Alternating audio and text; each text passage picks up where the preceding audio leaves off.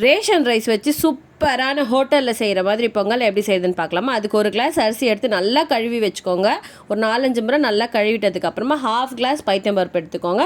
அதை நல்லா பொன்னிறமாக வறுத்துக்கோங்க. இது ரெண்டுத்தையுமே ஒரு வாட்டி சேர்த்து வாஷ் பண்ணிவிட்டு குக்கரில் ஆட் பண்ணிவிட்டு 2 ஸ்பூன் நெய், அதுக்கப்புறம் தேவையான அளவுக்கு உப்பு, ஒரு 1/2 இன்ச் அளவுக்கு துண்டு திருவுன இஞ்சி போட்டுட்டு குக்கரை மூடி வச்சுருங்க. 3-4 விசில் விடுங்க.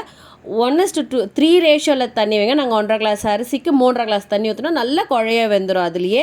அதுக்கப்புறமா மிளகு, சீரகம், கொஞ்சம் முந்திரி பருப்பு, காஞ்ச மிளகா, கருவேப்பிலை எடுத்துக்கோங்க. கடாயில் நல்லா எண்ணெய் காஞ்சதுக்கப்புறமா ஃபஸ்ட்டு காஞ்ச மிளகா, கருவேப்பிலை போட்டு மிளகு, சீரகம் போட்டு அது லாஸ்ட்டாக முந்திரி பருப்பு ஆட் பண்ணிட்டு நல்லா வறுத்துட்டு நம்ம ஆல்ரெடி இறக்கி வச்சுருக்கோம் இல்லையா, அந்த கூட இதை ஆட் பண்ணிவிட்டு நல்லா மிக்ஸ் பண்ணுங்கள். நல்லா மிக்ஸ் பண்ணி எடுத்துட்டிங்கன்னா அப்படியே செம்ம சாஃப்டாக சூப்பராக இருக்கும். நம்ம அப்படியே கரண்டியில் எடுத்து போட்டோம்னா அப்படியே அழகாக வந்து நம்ம தட்டில் விழும். சூப்பராக இருக்கும். இது கூட தேங்காய் கடல சட்னி வச்சு சாப்பிட்டோன்னா செம்ம டேஸ்ட்டாக இருக்கும். கண்டிப்பாக ட்ரை பண்ணி பாருங்கள். வீடியோ பிடிச்சிருந்தா லைக் பண்ணுங்கள், சேனல் சப்ஸ்கிரைப் பண்ணுங்கள்.